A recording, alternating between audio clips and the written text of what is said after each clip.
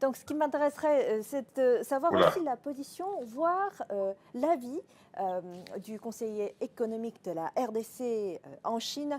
Ça fait plusieurs années que vous travaillez en Chine. Donc, j'aimerais bien vous poser cette question toujours dans le même sens, c'est-à-dire ce concept du gagnant-gagnant. Est-ce que vous l'avez déjà ressenti dans votre expérience de travail et surtout comment interprétez-vous euh, la concrétisation de ce principe gagnant-gagnant dans le cadre de la coopération avec l'Afrique? Monsieur Jockey. D'accord. Merci beaucoup, madame, pour la question et je vais m'empresser de vous répondre. Ce que nous pensons, nous, personnellement, à l'ambassade de la RDC de ce concept, de manière très générale, cette approche renforcera l'amitié, la confiance mutuelle et la gouvernance euh, d'intérêt entre l'État de la Chine et la République démocratique du Congo.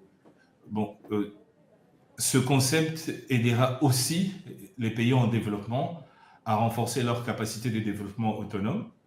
Mais en ce qui concerne la RDC est le premier partenaire.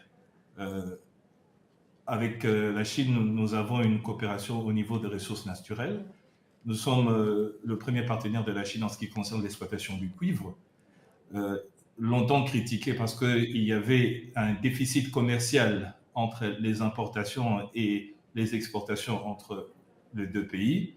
Mais aujourd'hui, pour illustrer un tout petit peu ce propos gagnant-gagnant, je vais faire référence à l'initiative, comme je le disais tout à l'heure, constructive du Conseil d'État chinois, d'appliquer un traitement tarifaire nul sur 98% des produits en importation sur les produits agricoles en provenance de la RDC.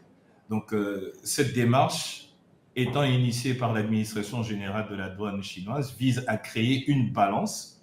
Donc, le gouvernement chinois manifeste cette volonté de vouloir créer cette balance dans les interactions commerciales avec le continent africain à travers la RDC. Je venais de donner cet exemple. Cette balance qui demeurait excédentaire en faveur de la Chine.